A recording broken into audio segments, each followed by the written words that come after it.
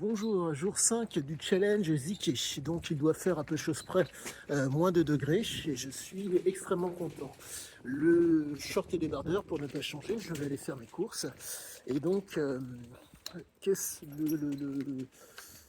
là je suis en train de percevoir, voire même de comprendre certains aspects, si je puis dire. Euh, c'est pas paranormal, mais mettons que Ziki, avec cette faculté de pouvoir traiter les informations complètement différemment. Son cerveau réagissait complètement différemment. Ça, c'est un propos qu'il y a dans Oro Enku. Pour que ça soit d'autant plus visible, que vous le vouliez ou pas, vous avez des informations dans votre périphérie. Lorsque je vous regarde, je suis en face de vous. De part et d'autre, il y a ma périphérie. Cette périphérie permet donc euh, que vous le vouliez ou pas, vous prenez des informations à droite et à gauche. Et sans vous en rendre compte. Et la force de Cisia, c'est qu'il était en mesure, par rapport à d'autres, de par les gènes de la mère, car la mère était une voyageuse qui avait certes beaucoup de pressentiments, mais ces pressentiments s'expliquent car elle a pu, comment vous dire, ses ancêtres grecs sont des voyageurs.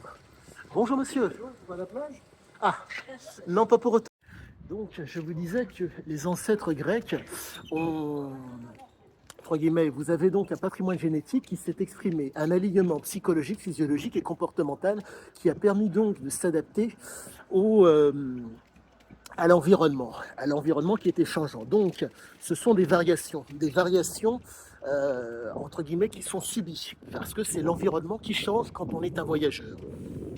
Et donc votre comportement doit s'adapter, si possible, tant faire se peut, à l'environnement. Donc l'adaptation se fait au niveau du psychologique et au niveau du physiologique, ce qui fait que Psyché avait énormément était susceptible d'avoir comment dire, des pressentiments. Bonjour monsieur. Mais pour pouvoir réussir, si je puis dire, à avoir ces fameux pressentiments, il fallait donc ce fameux alignement psychologique, physiologique et comportemental. Et force est de constater que tout s'explique. Comprenez qu'une information, quelle qu'elle soit, est une information que vous prenez, est une information que votre cerveau va traiter, et à la suite de ça, il va y avoir une utilisation. Mais faut-il encore que vous ayez les capacités pour.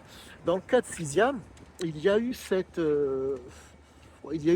capacité, si je puis dire, à pouvoir traiter l'information, à utiliser l'information. Mais comprenez que quand vous avez des éléments de référence, vous êtes en mesure vous avez un point de départ. Là, dans le cas de cet homme, savoir et comprendre était facultatif. Donc on se retrouve face à un homme qui, avec des éléments qui sont extrêmement, comment dire, tenus, voire quasi inexistants, qui ne sont pas présents, il fait la différence. Pour que ça soit d'autant plus clair. Merci. Vous avez donc ce qu'on appelle l'efférent qui part de vous vers l'extérieur et ce qui est afférent, ce qui part de l'extérieur qui vient à vous. Nous sommes face à un homme qui est en mesure avec des éléments, comment dire, afférents, donc des éléments extérieurs qui ne sont pas visibles, de faire des choses proprement exceptionnelles. Et donc je suis extrêmement content car le texte